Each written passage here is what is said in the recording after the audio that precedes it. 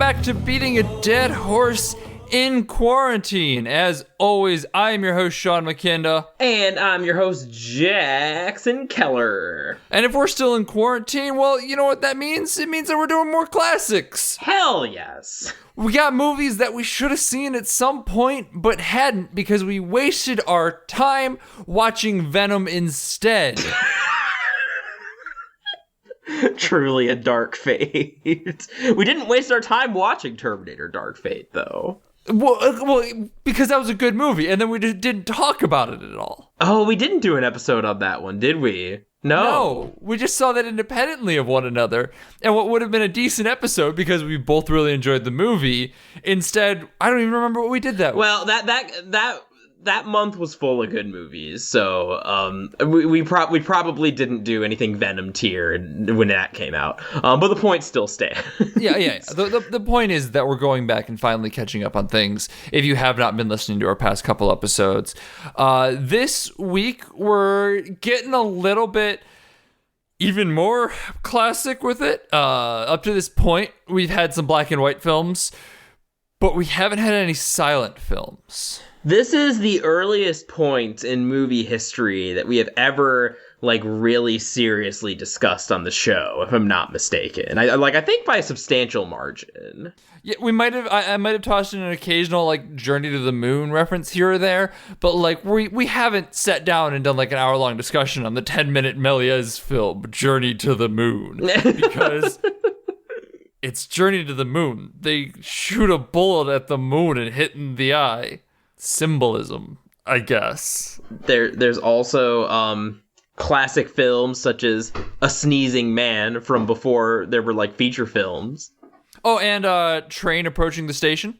I mean, a lot of firsts here on Beating a Dead Horse this week. Our first silent film that we're talking about, our first robot in film, our first show or movie that has been written by a Nazi.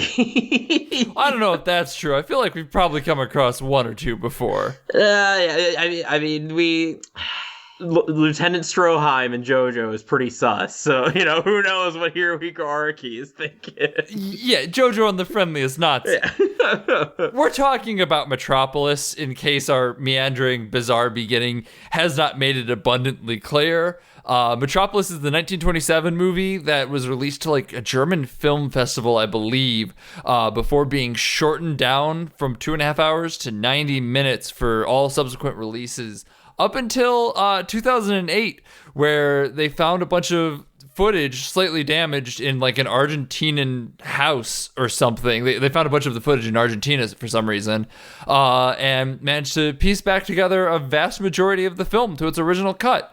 So we watched that version, which means we watched nearly 2.5 hours of silent film. And that's always an interesting experience. I've not watched a ton of silent films. I've seen a couple, and not just Train Approaching the Station or whatever we were meaning of, but actual full feature films. I've seen a few from Hitchcock's silent era and maybe a couple westerns, mostly stuff for film classes that I took. But yeah, it's been a while since I've really engaged with a silent film like this. Some of them I quite enjoyed, others were mostly just curios. And I will say that for me, I found the experience watching Metropolis to be much more in the curio category. And what I mean by that is that this is the first film that we've done for Quarantine Classics where I was not really evaluating it as a film on its own merits. I was sort of looking at it as a piece of history or an important part of filmmaking canon, less so than I was just sort of getting wrapped up in the movie, which is maybe another way of saying that this film didn't do a ton for me. There was some cool stuff. I appreciate that we did watch the whole 2.5 hour cut, especially because it's cool and great that, they've been able to restore and recover a lot of film. That's always great to hear. Preservation is important. But as for the experience of watching the film itself, just a little too long. The characters a little too broad, maybe a bit too didactic as opposed to character driven for my tastes. So as a film, I didn't really get a ton out of it, and I really couldn't comfortably recommend from my own perspective that your average, like, even sci-fi fan watch it, which is something, not that I would recommend, like, everybody watch Citizen Kane necessarily, like, some people are gonna find it boring, but, like, depending on your taste for all the previous movies that we've watched, I'd be willing to recommend it to some sort of non-film buff in the right context. This is basically, like, strictly film sci-fi buff territory only for me. Well, I think before I get into, like, my side of things, the question I am very curious to find out about is whether this movie would be more recommendable at the 90-minute mark. Because watching it, there's a very clear cut difference between the way that the film has been up to 2008 and the restored parts of it, because they're like, hey, even with what we have, we can't make it the original scale, that we're running into issues here. So there's little signifiers that this is not part of it. It's also far grainier and has some more just other visual issues with it. I'm wondering if watching the 90-minute version of it would be more palatable just across the board if you are not a film nerd like us. Mostly because I really was trying to hone in and be like, is there anything that the added film really adds to the movie? Like the stuff that the recovered footage, enhances character or themes or ideas. And I don't know that there really was. Yeah. So without, like, having seen the 90-minute version of this film, I feel like I would even be safer in saying, if you're curious, try and hunt down the 90-minute version. If you really want the long haul, the 2.5-hour version, I enjoyed. I will be perfectly honest. I really liked a lot of this movie. I completely agree with Jackson that there were parts where I'm just like, okay, we can move on now. I'm done with this scene.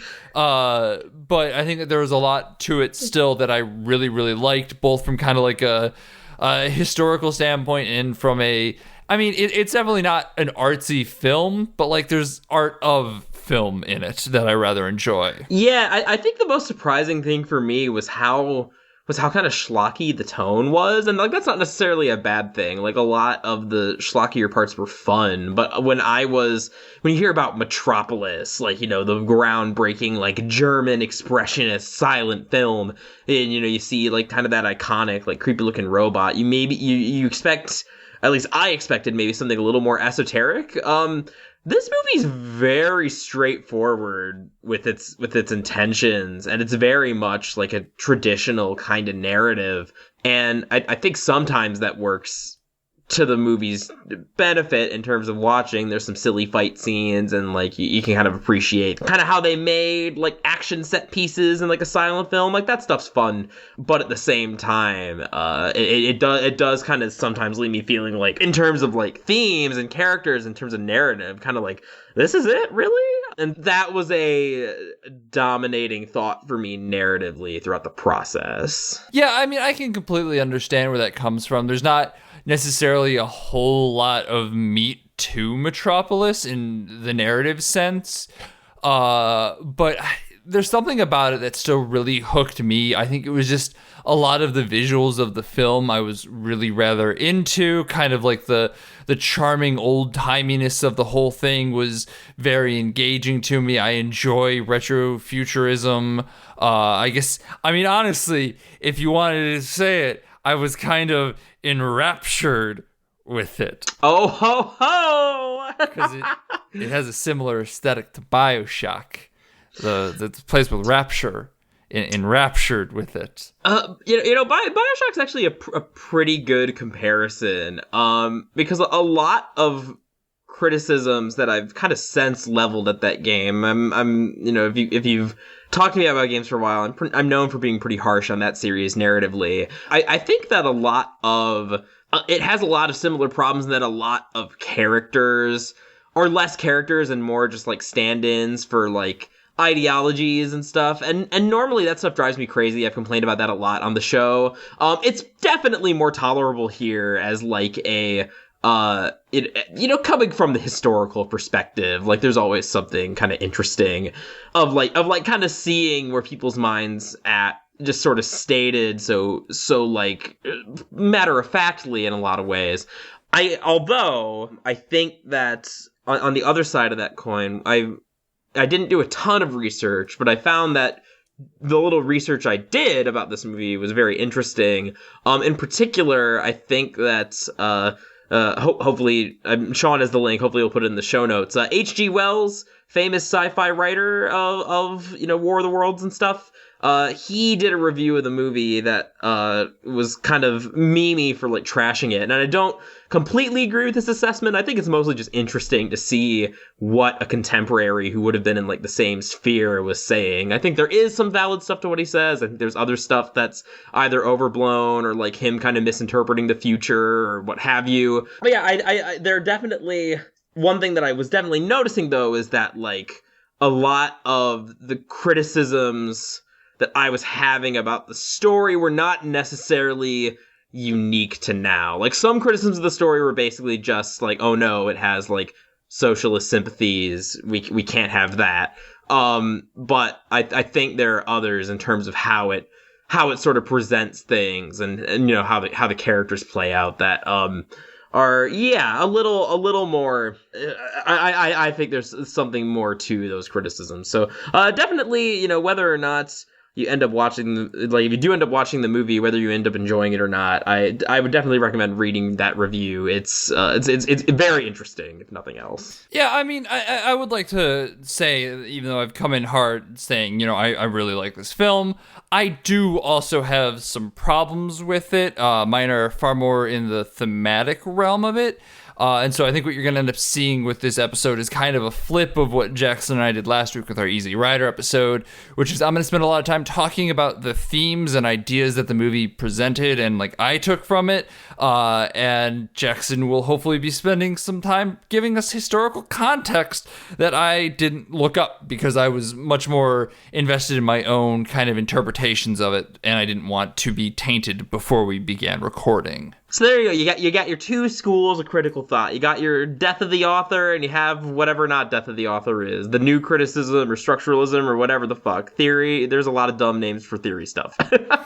I do, before we dive into spoilers, I just kind of want to talk a little bit about, I guess, my experience with the film as a silent film, because I had really only seen Journey to the Moon before, which is only a 10-minute silent film and something that you could just, you know, watch and absorb and kind of move on from.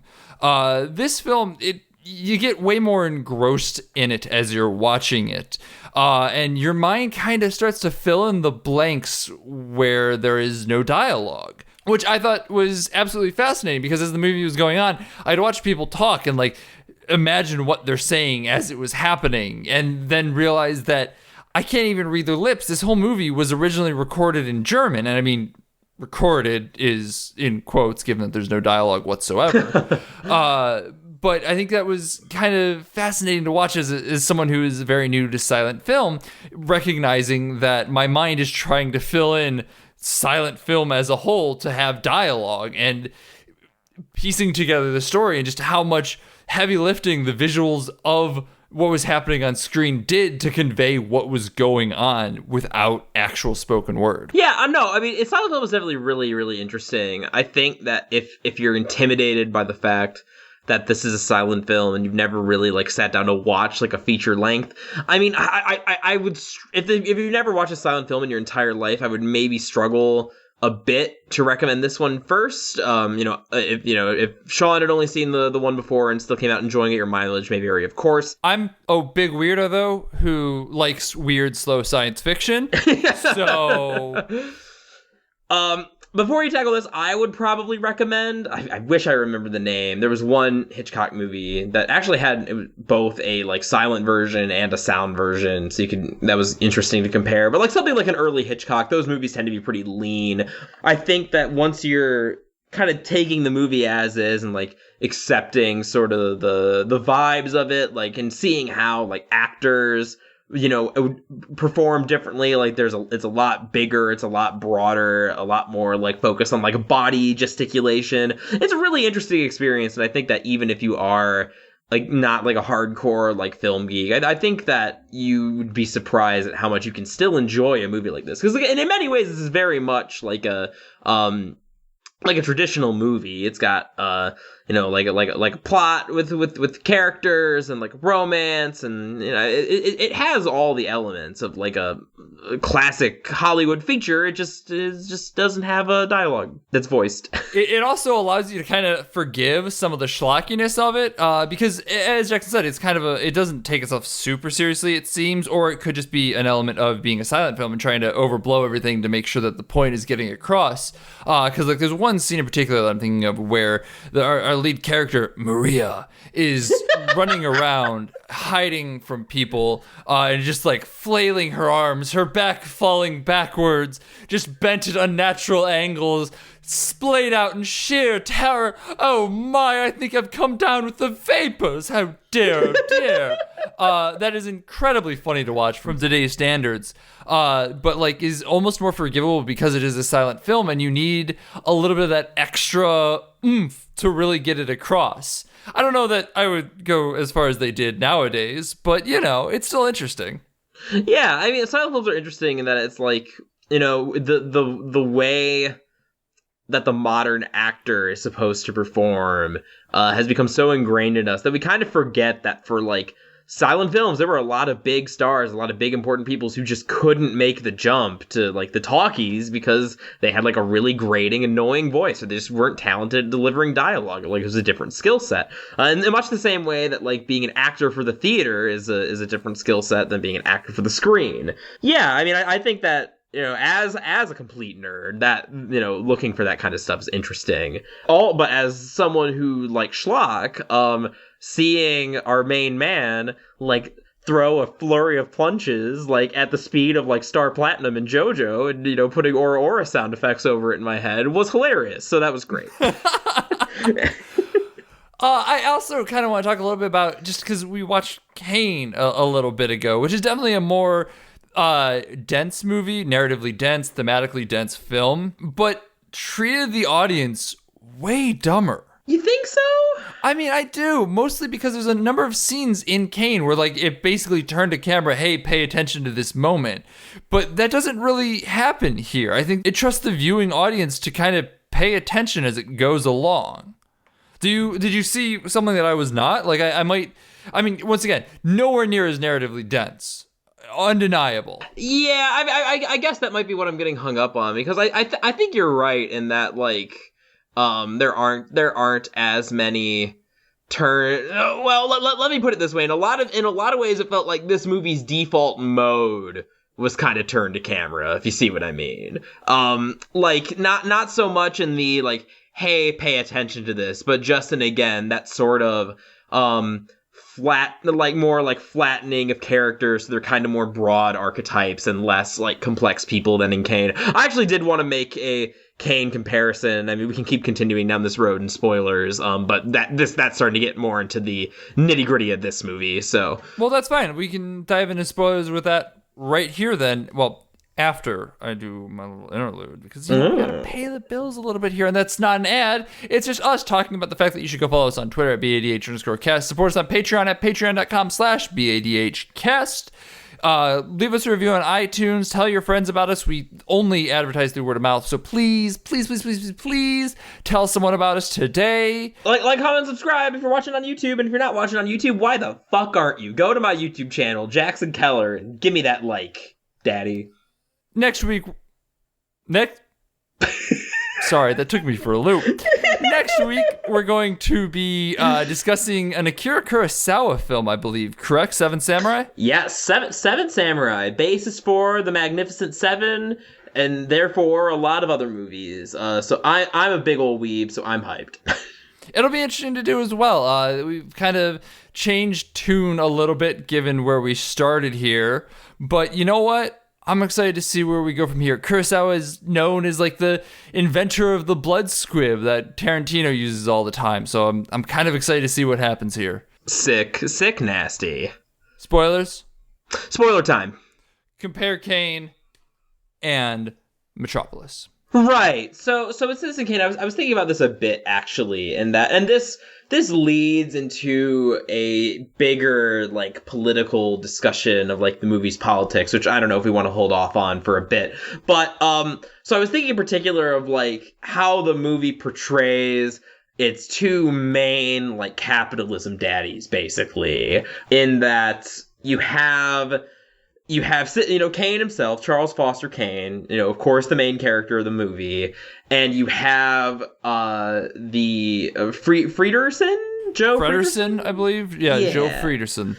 And so, basically, in both ways, like, the movie is at least, like, both movies, I would say, are at least, like, somewhat leftist in terms of its politics, while also being kind of sympathetic to its, capitalism daddy. So in Citizen Kane, this is a lot more to the forefront in that I think that movie does a really good job of making sort of the argument about like what wealth and money and capitalism like does to a person while still like, treating that person with humanity. Like it's not excusing Kane for his faults and like his like ego and all that good stuff. But it also like doesn't, like I kind of glibly said in that episode, the point of the movie is not guillotine Kane.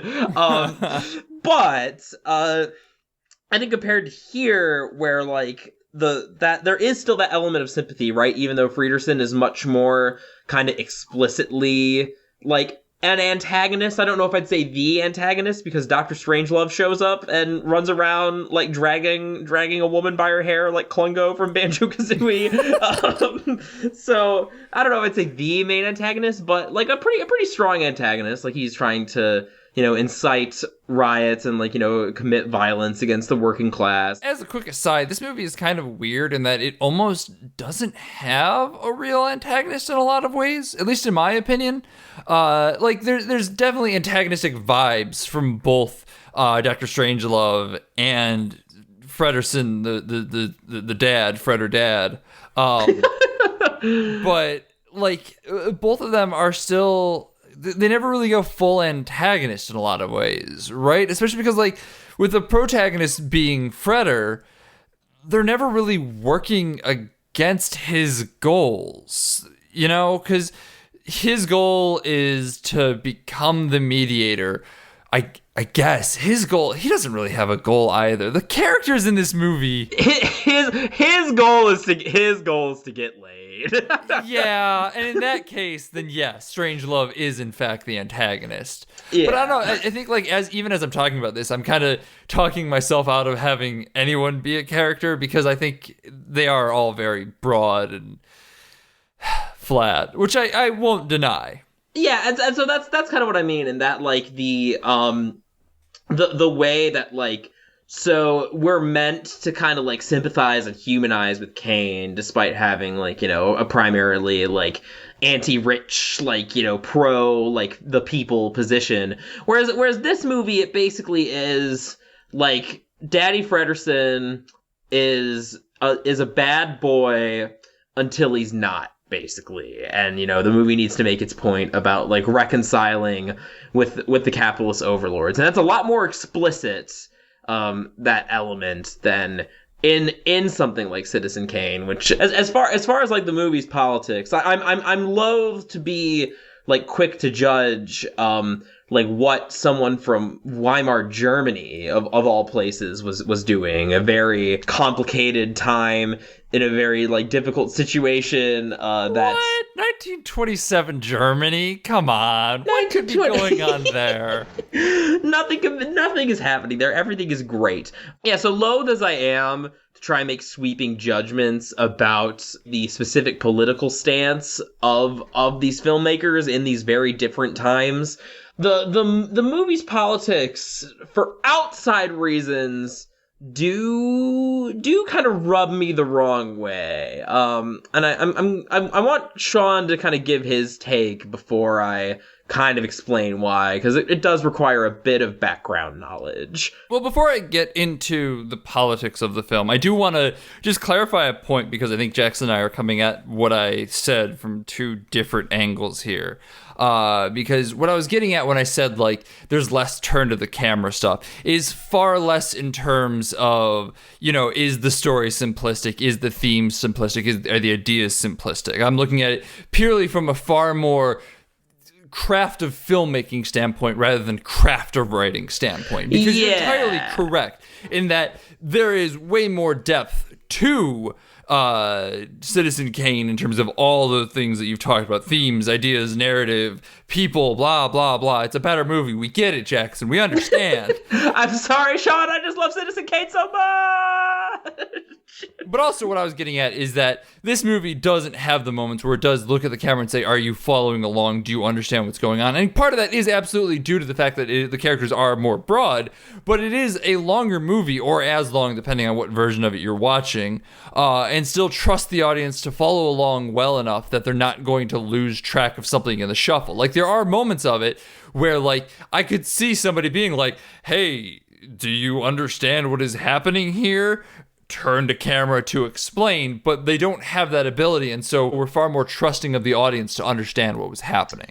No, I see what you're saying, and yeah, I agree. It's definitely maybe more stylistically consistent is a good way to put that, because that is like that is one thing you can't really say for Kane, because Orson Welles basically just popped off with whatever ideas he had in a given scene. So yeah, I think that's a fair statement. Yeah, I just wanted to clarify about what I was saying, given that your response to it, while very intelligent and like smart and well thought out and raised some very interesting points about the movies, was not what I was getting at all. I feel you, fam. I feel you. So yeah, let's talk about the politics of the movie, because this is where I really got bogged down in the film, because I think there's a lot of very interesting ideas that the movie does. There's a lot of very interesting visual language that the movie has to convey the ideas that it's trying to get across.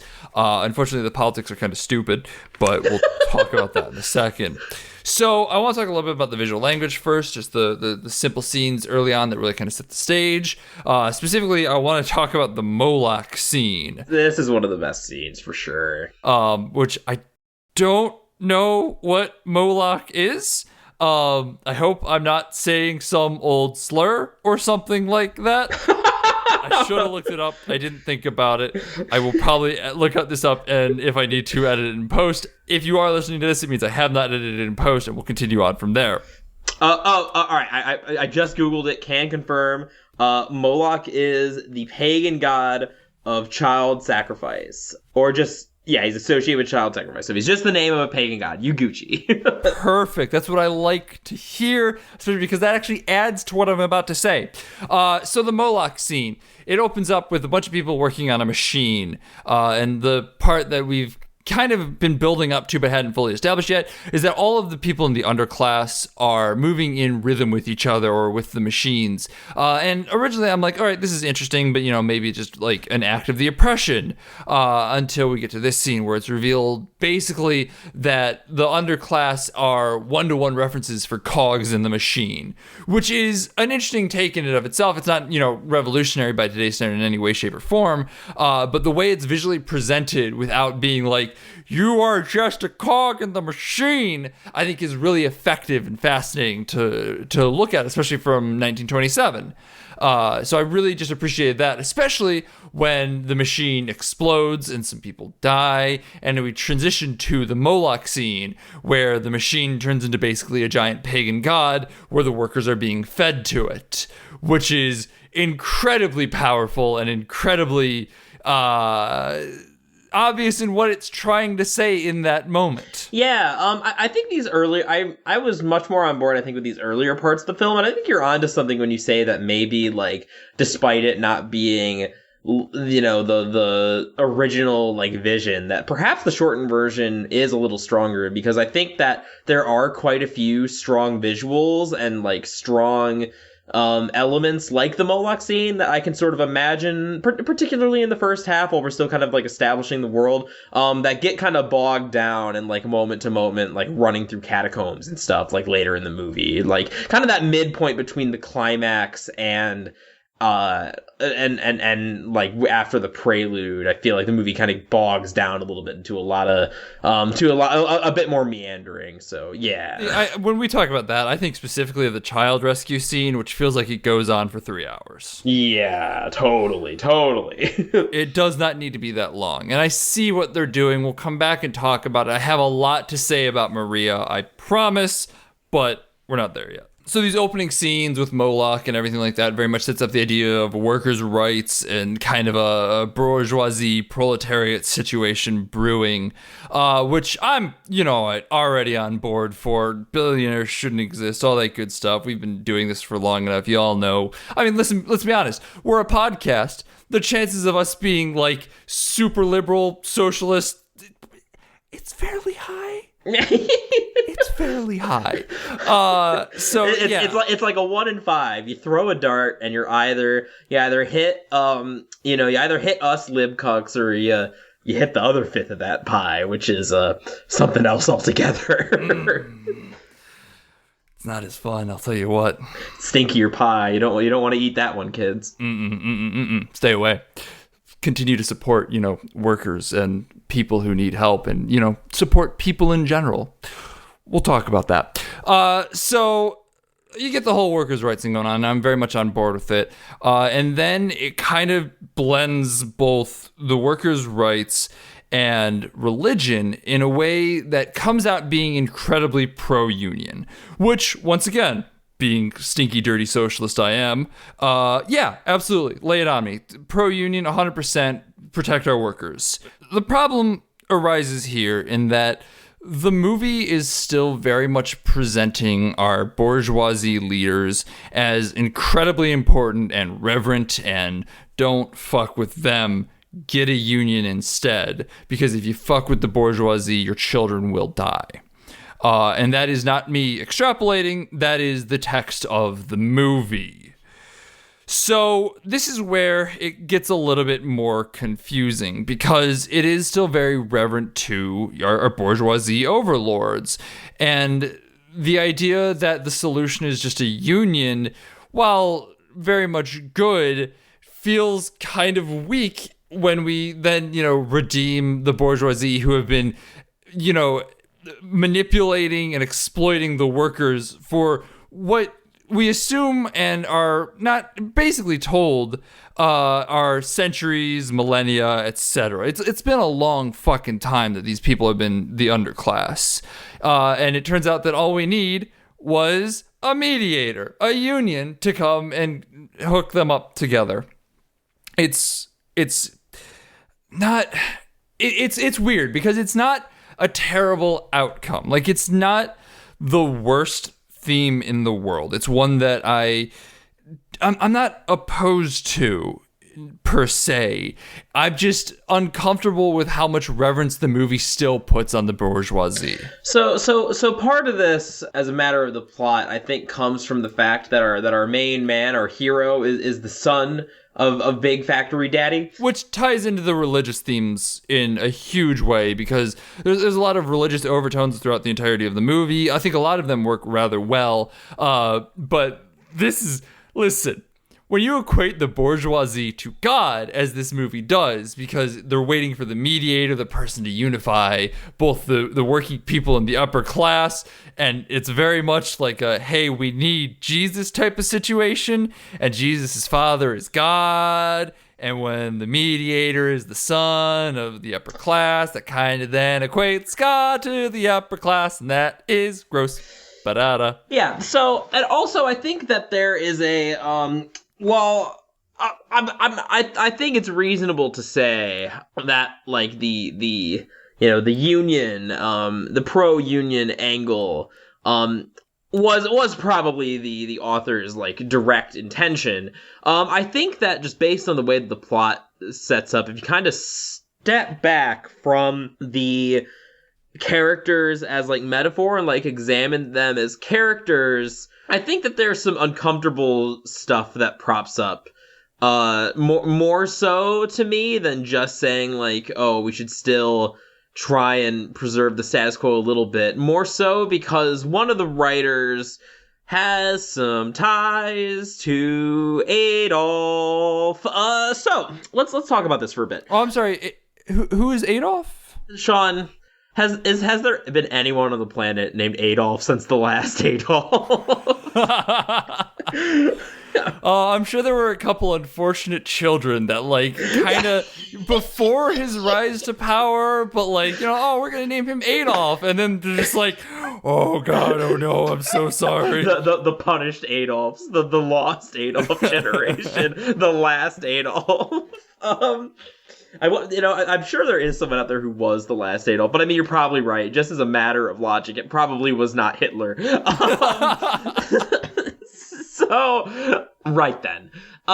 So a little bit of background then, on the writer-director combo here. You have Fritz Lang, the director, and is at the time wife and writer of the original story, Thea von Harbo. So, they worked together for quite some time, eventually divorced, and pretty much never saw each other again once Lang left Germany. And the reason that he left Germany, I was, of course, particularly interested in the historical background and lives of the filmmakers for this film, coming as it did from Weimar Germany. And so Lang has famously said that Goebbels came and asked him to make like Nazi propaganda when the new regime sort of came forward, and he kind of tells the tale as so I, got really scared, like I knew that something big was happening, and I left for a train for France that night and never turned back. Historically, that doesn't seem to be the case. He kind of dicked around between France and Germany for a while there, but it sounds more dramatic, and he did nonetheless leave Germany and never turn back after a certain point. He is a screenwriter, so like, there's a bit of storytelling to that profession.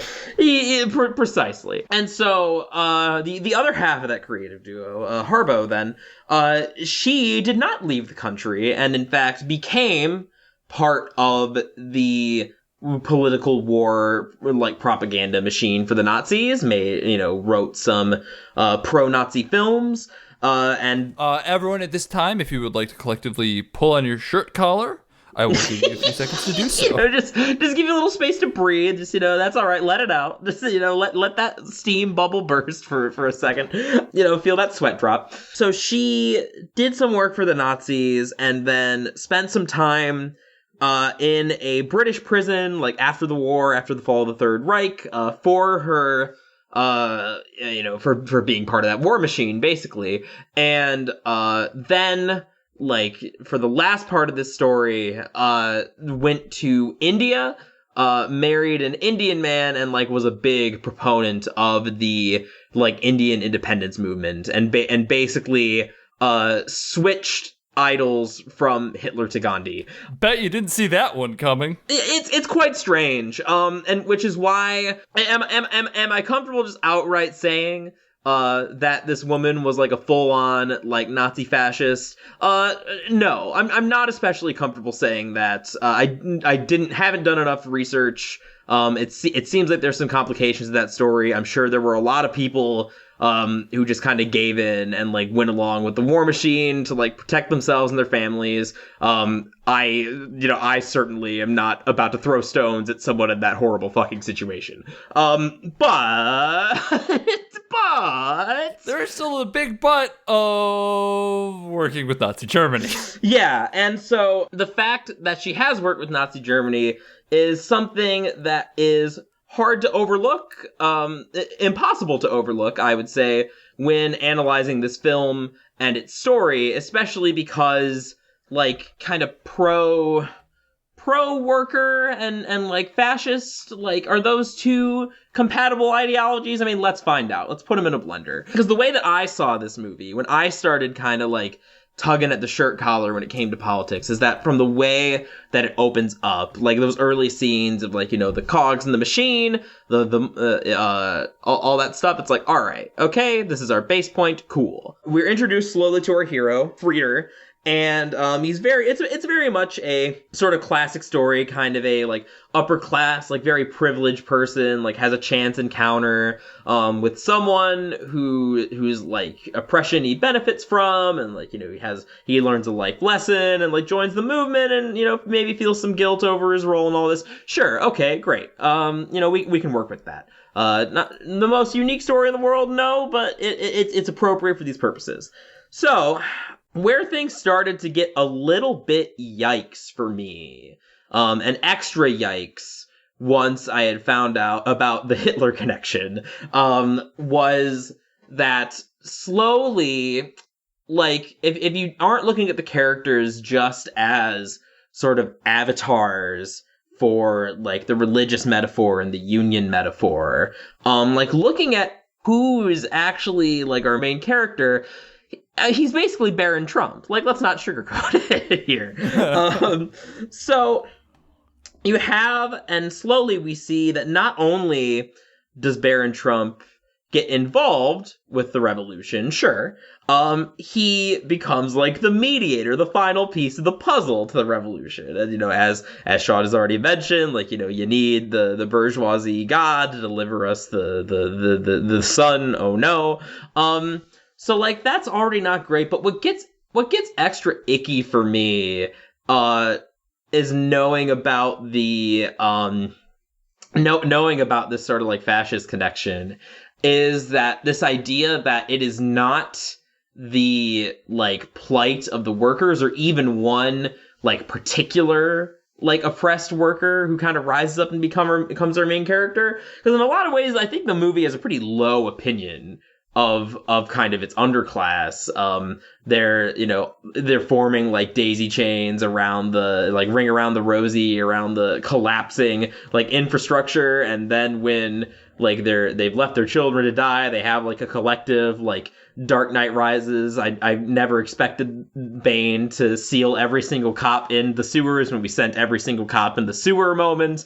And like they kind of look at each other and like have a real like, like we've been tricked by the she-devil, she's a witch. Like, and they act like a bunch of fucking morons, basically. And so, like, that also adds in, like, yeah, like, you have the rabble, right? Like, sure, you have the workers, and you have, like, the bourgeoisie, but, like, what we really need is one glorious, like, preordained chosen one to come in and solve everything. And, I mean, it's not, like, an explicitly fascist movie. I don't think Fritz Lang was so keen on it himself, and that's why he left Germany during this time. But with that context, knowing that the writer mayhaps has at minimum some fascist sympathies, it's an element that's a little hard to ignore for me personally. Yeah, it's one of those things where with the historical context added on, it adds an extra little bit of to it. That's the scientific term for those who are wondering. But it's the type of thing where it's very fascinating even so, because you kind of see the two halves of the movie, honestly, where like the beginning feels very much like the workers must, rise up. We are not just blood for the blood gods. And then like the back half is like, well, hang on a second here. Let's not just blame the people who have been oppressing you this whole time. It's not their fault. You guys are so easily oppressed. Like, what do you expect to happen here? You need one of us to help you is the solution here. It gets rough. Which I also just wanted to mention again, like I don't want to say too much about whether or not the writer was like a full-blown Nazi. I'm sure scholars have debated that question. But what I have found interesting from the minimal research that I have done is that a common theory is just like, for lack of a better word, I've been using this word a lot in this episode, and I feel like it's appropriate. The writer like basically switched from Daddy Hitler to Daddy Gandhi because she didn't really care so much about the ideology. She just wanted that strong leader, which in and of itself is kind of a fascist idea. That's fair too. Yeah, no. So yeah, it kind of leaves the movie in a weird place in a lot of ways. Do I still really like it? From a historical perspective, absolutely. From a story perspective, I don't hate it still, removed from context. You add the context in and you get to a very weird place, but I mean, fuck it, we're huge proponents of Death of the Author here. So I'm going to go ahead and say Death of the Author. The ultimate trap card.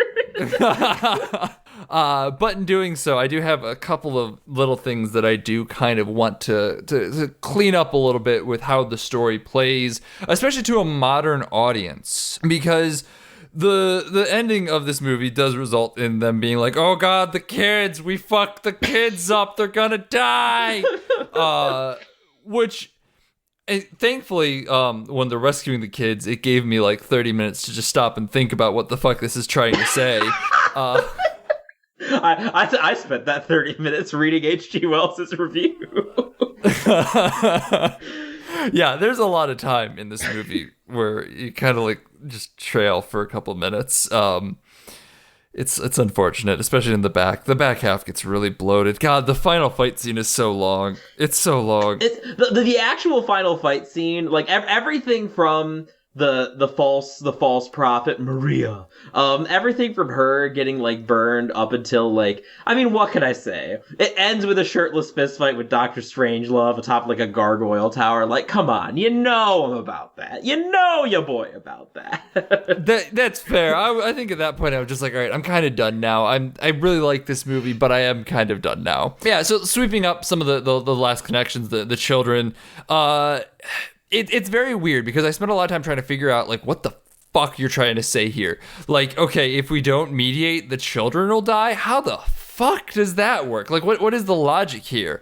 And then like I kind of had to take a step back, put my mind in the space of someone who is vehemently pro-union, but also all about big daddy bourgeoisie. And I kind of came to the conclusion that like the idea behind what they were going for here is kind of a multi-step thing. So the basis of it is, and this is a line from the movie where Big Daddy Bourgeoisie, Fred or Dad, is like, hey, we need them to attack us so we can retaliate. And that is really where it all kind of clicked into place for me. Because if you follow that logic and kind of take that as, all right, you are the boss, the other people are the workers, how does the union solve this issue? Well, if the workers are going to go on strike and, you know, rebel against and cause property damage, that gives the bosses the ability to fire those workers, or in this case, kill them or do whatever the hell it is going to happen. It's never totally clear. If they kill them in the context of the movie, the children are left alone or they are dying, given that they broke down the machines and their jobs are gone. But in reality, what would happen there is if they broke down the machines, their jobs would still be gone and they would be fired, which would leave the children to starve and die due to a lack of income on the parents' part. I don't have full proof that this is what the metaphor was going for, but near as I can tell, that's what it was, because the children part is just kind of wild at the end there. It's just like, oh yeah, the kids, fuck, we forgot about the kids. I guess, I don't know, man. They're at risk of dying? Sure, all right. I actually had a bit of a different take on the kids stuff. It's a little bit more sour, and a little bit less charitable towards the filmmakers, because of course it is. The way that I saw the children, because the kind of the other element of the movie is of course like the is technology bad thing that is part of like every fucking science fiction movie for a time. Weirdly, I didn't pick up on that much at all, honestly. I think it's there. It's not as prevalent as I would have expected it to be. But I think that because the way that I read it, I mean, there is like the sort of the worship of the machines and like, you know, and the false prophet of like Shadow Maria, Robo Maria. So I mean, there's a little bit there. I don't know if I have a super coherent thing to say about it. Well, see, I actually have a different theory on Shadow Maria, and I'll talk about that in a second here, but go ahead. Sure. Because the way that I looked at it with the kids, that again, it was very, very like looking down upon the masses. Like, oh, you stupid idiots! Like, you destroyed your jobs, and you're look at how short-sighted you are, like fighting for your rights because you've destroyed all of this progress, all of this technological progress, and sort of just leaving your kids in the dark, which is as an idea, as like a complication, of the like proletariat versus bourgeoisie narrative is something that I'm more sympathetic towards. I think my least favorite thing about a lot of socialists is that a lot of them seem to be very like anti-technology, like luxury goods. A lot of people like to LARP as like fucking like Stalinists or whatever. I'm not saying that's a majority, but it's a vein of thought. And I think it kind of goes back to what we were talking about in Final Fantasy, how like there are like some problems that like can't really be resolved when you do have like the Shinra Corporation like draining the planet, but also that like electricity like allows people to live in slightly more comfort. So I'm seeing a little bit of that tension here. And like, so that's how I mostly read it. Like, oh, look, you stupid short-sighted workers, like you're throwing away progress and you're damning like future generations, your children, because you're dumb and you don't get it. Get in line with capitalist daddy. And I think that if that is the movie saying, and I'm not totally convinced that it is, it's just kind of a vibe that I got. I think that, surely the point would be that like, the point of having the working class rise up is not to like make everyone as miserable as they are, but for, everyone to maybe share in some of the bounty of like this, wonderful society of progress that we've created, which doesn't really fit in with just follow capitalist daddy. So yeah, no, that's an interesting way of looking at it. I'm not, yeah, I don't know. I mean, I think for what it's worth, just because I feel like I do need to defend myself now, I'm not that type of person. I think that there's a middle ground to be met between capitalism and socialism. I'm just, right now we need that push. Oh no, I was not calling you a tanky, I promise. No, I know. I'm like, I need, just because I have very much taken the socialist side on this episode, I just want to clarify that because I'm very much the type of person that likes to have my ideas and ideologies known so people can't assume things about me. A good position to take, I think. Yeah. But yeah, no, that's an interesting kind of read on the whole situation, and one I really kind of need to think on a little bit more to really kind of come back, because I don't think it's an incorrect read, but I think it does lay on with the idea of Shadow Maria in a way that I don't know that's how I saw her. Yeah, she's a little weird. I am interested in hearing how you saw her, because I'm still not quite sure how I felt about that, because like she's like the most iconic thing about the movie in some ways, and like her role in it is kind of bizarre.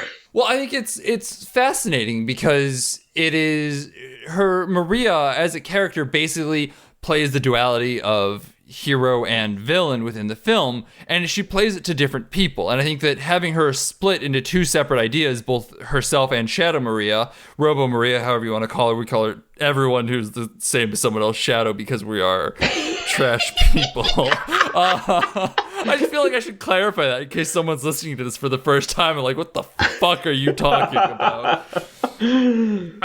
So yeah, the idea of Shadow Robo Maria is basically like one person represents two ideologies to different people. To the underground, she is hope and, the ability to rise up and find new rights within our own working class.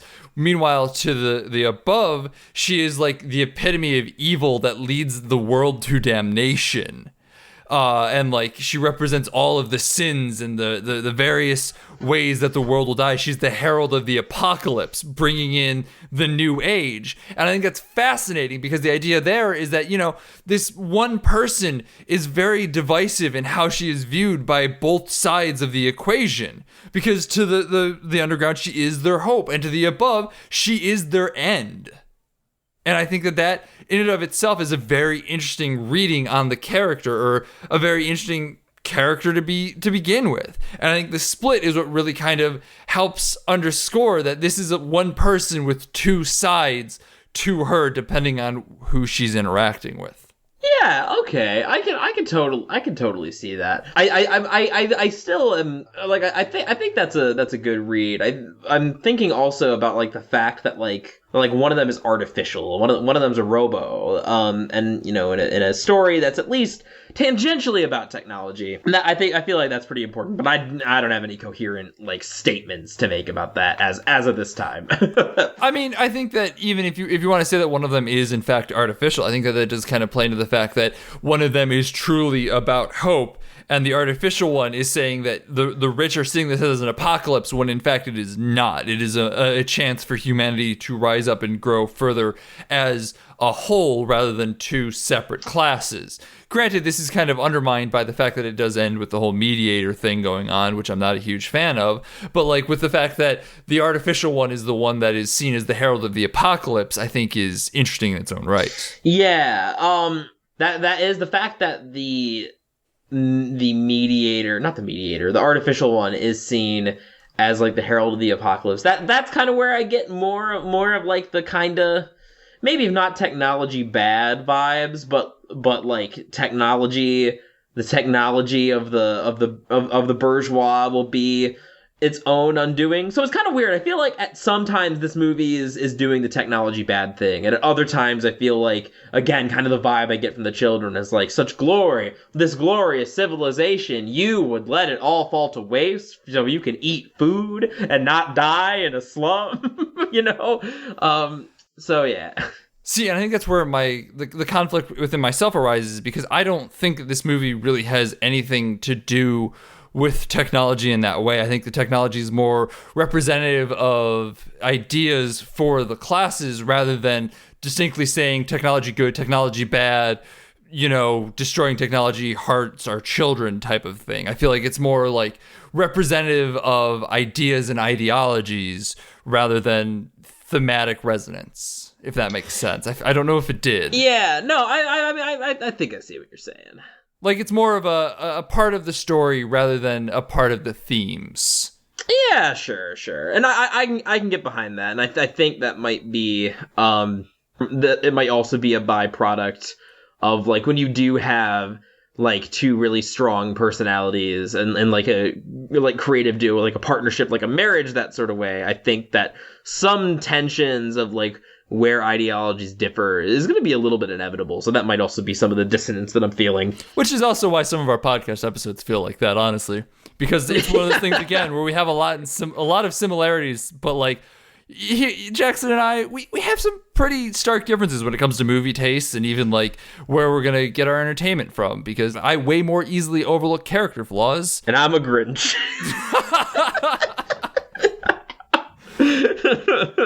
And fun has been scraped from my dictionary. If my movie isn't 3 hours of pure misery, you know, get that shit out of my face.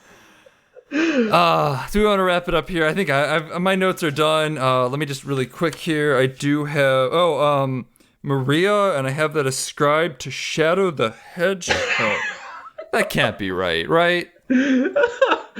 Okay, I did mark that I have brain rot after that, so I guess who knows? Well, it's actually great. It's quite a coincidence that you marked that you have brain rot, because I have a fun fact to share with everybody about Shadow the Hedgehog and brain rot. So in the original draft for Sonic Adventure 2, and I believe in one of the comic series, I'm not sure which one. I know there were multiple. But that actually kept this plot line. In the original, like, backstory for Sonic Adventure 2, Maria Robotnik, cousin to Dr. Ivo Robotnik, also known as Eggman. I just want that one to settle in there. I'm sorry. Ivo Kintobor. Ivo Kintobor Robotnik. Kintobor is his maiden name before he got into the egg machine. So she, in the backstory, has a disease called NIDS. So, you would think that this is like Sonic the Hedgehog AIDS, which is probably the worst statement ever said by any human, and I should be taken away by some sort of authority for uttering it.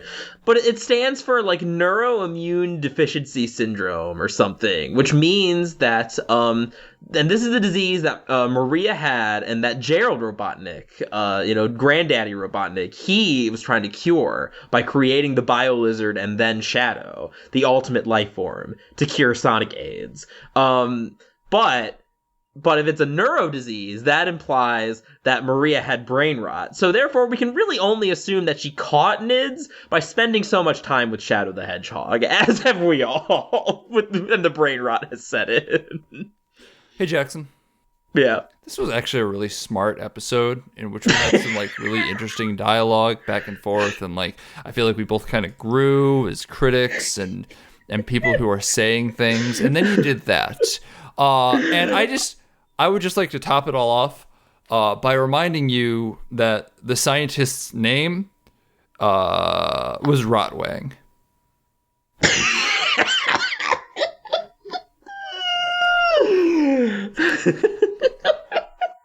And I'll never be whole again. Which, yes, did make me chuckle like a 12-year-old.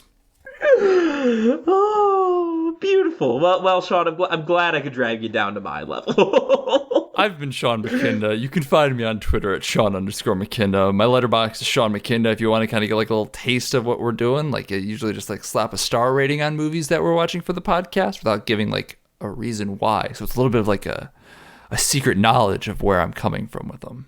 You can do that. You got to tickle the balls a little bit on with the letterbox. Yeah. You can also find some of my rating over on 25yearslatersite.com. And I have been Jackson Keller.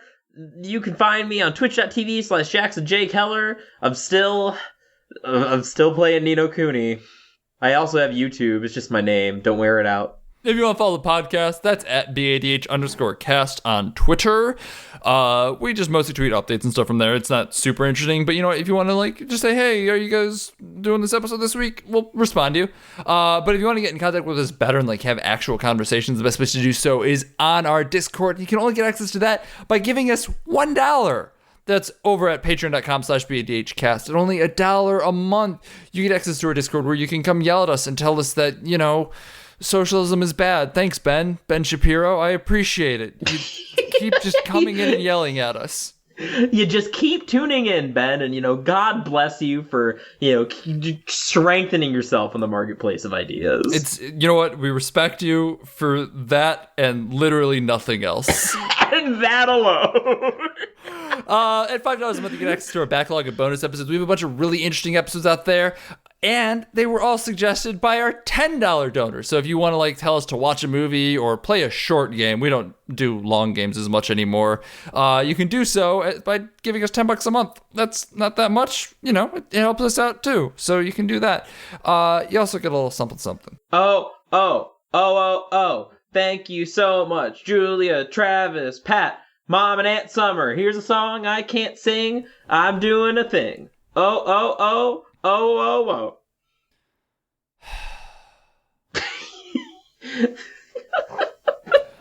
Our theme song is Suicide Alternate Take off the album High Octane Low Expectations. It's from the band Lords of the Highway. They're a wonderful band. You should go check them out wherever you can. Stream them. Buy their music when you're able to see them live. Go see them live. They're a very fun, high-energy psychobilly band, despite what our theme song might have you believe. Also, thanks to 25yearslatersite.com. There's a little logo of us in the bottom, but you should go read some of the stuff over there. They've got some talented writers doing a bunch of really talented writing stuff. You should do that. Next week is going to be Seven Samurai, an Akira Kurosawa film. I am excited to see how that goes. I'm sure Jackson will love it, the degenerate weeaboo he is. I'm gonna go live in Japan. Fantastic.